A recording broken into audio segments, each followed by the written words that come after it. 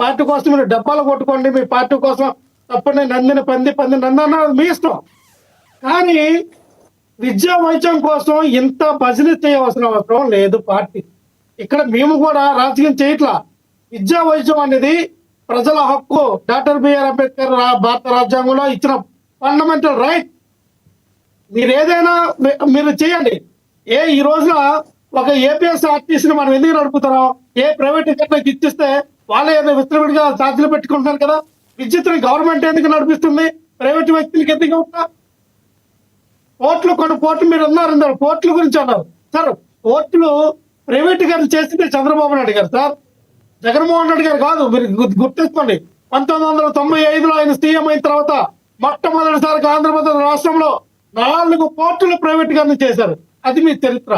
మనం కొంచెం హోంవర్క్ చేసుకుని అసలు ప్రైవేట్ గారిని అంటే ఏంటి, ఆ పీపీపీ మోడల్ అంటే ఏంటని తెలుసుకుంటే అర్థమవుతుంది. ప్రైవేట్ గారికి ఈ పీపీపీ మోడల్ రెండింటికి మీరే అది కాదంటారు, మీరే ముడిపెట్టేస్తారు సార్. రోడ్లు వేయడానికి పీపీపీ మోడల్కి సంబంధం ఏంటండి? లేదు, రోడ్లు ఎవరు వేస్తారు? ప్రైవేట్ సంస్థలకు ఎందుకు చెప్తారు? అదే పీపీపీ మోడల్కి దానికి మీరు ఎలాగ లింక్ చేస్తారు? ఒక ప్రభుత్వం నుంచి ఒక టెండర్ ఒక ప్రైవేట్ వ్యక్తులకి ఒక ఫ్లైఓవర్ కానీ ఒక రోడ్లు కానీ లేదా ఏదైనా కన్స్ట్రక్షన్ బిల్డింగ్ కట్టినప్పుడు ప్రైవేట్ వ్యక్తులకి ఇచ్చేస్తారు. పలానా ఇది 100 కోట్లు 200 కోట్లు ఈ ఇంట్లో మీరు కట్టుకోండి అని. కానీ ఇక్కడ మెడికల్ కాలేజీలు అది కాదు. ఎందుకు ఇస్తారు? ఎందుకు ఇస్తారు? ఓకే ఓకే, 650 ఎకరాలు మీరు కేటాయించి ఇచ్చేస్తారు. ఓకే, ఎందుకు ఇస్తారంటే ఏం చెప్తారు మీరు? కాదు, మీరు అడిగిన క్వశ్చనే సార్. ప్రైవేట్ కాంట్రాక్టర్లకు ఇచ్చేస్తారన్నారు రోడ్లు కానీ బిల్డింగ్లు కానీ పెద్ద పెద్ద ఫ్లైఓవర్. ఎందుకు ఇస్తారు సార్? ఎందుకు ఇస్తారు? ప్రైవేట్ వ్యక్తులకి ఎందుకు ఇస్తారు? లక్ష్మీనాథ్ గారు మీరు వినండి, మీరు వినాలి కదా. కావాలా ప్రశ్న కావాలా? ఇదే చెప్తాను ముందు దీన్ని చెప్పండి సార్, ఎందుకు ఇస్తారు? మీరే అన్నారు కదా. మీరు అడిగిన దానికే సమాధానం చెప్తా. చెప్పండి. ప్రతి గవర్నమెంట్ కూడా ఎవరైనా సరే, ఏ రాష్ట్రంలో కానీ ఆ దేశంలో పరిపాలించిన వ్యక్తులు ఎవరైనా సరే ప్రైవేట్ వ్యక్తులకి ఎందుకు ఇస్తూ ఉన్నారు? ఆ పని ఎవరైతే ఆ పని చేస్తూ ఉన్నారో ఆ పని వేగవంతం జరగాలన్నా లేదా పని తొందరగా అవ్వాలన్నా వినండి, దానికి మెడికల్ కాలేజ్కి వస్తా అంటే నాకు అర్థం కాదండి.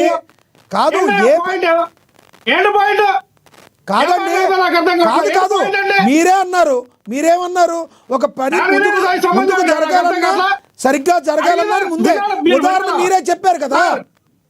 సార్ మీరు మెడికల్ కాలేజీకి దిగిపోయాయంటే నాకు అర్థం కావట్లా. మెడికల్ కాలేజ్ కాదండి, మీకు అర్థమవుతుందా మీకు చెప్పేది?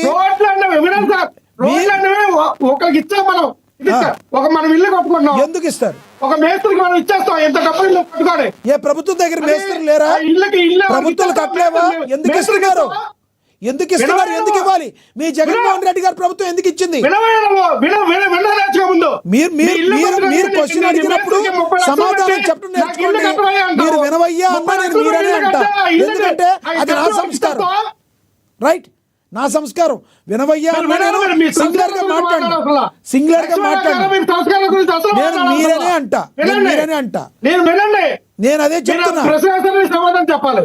చెప్పండి. మీరు ప్రతిదానికి మీరు డైవర్ట్ చేయడానికి మీరు చేయవసరం. మీరే కదా మాట్లాడండి. సరే చెప్పండి. బుర్రకథ ఇంకా మీరు ఇల్లు కట్టమని ఇస్తారు. చెప్పండి. ఆ బిల్డర్ కి ఇల్లు ఇస్తారా మీరు? అదే ప్రభుత్వం దగ్గర బిల్డర్లు లేరా? ప్రభుత్వం దగ్గర కట్టేవాళ్ళు లేరా? ఎందుకు ఇచ్చారు? మీరే ఒక ఉదాహరణ చెప్తారు, మీరే రకరకాలుగా మాట్లాడతారు, మీరే డైవర్ట్ చేస్తారు. చవట మాట్లాడతారు. నాకు అర్థం కావట్లా. జగన్మోహన్ రెడ్డి గారు 7 మెడికల్ కాలేజ్ ఎందుకు అన్నారు?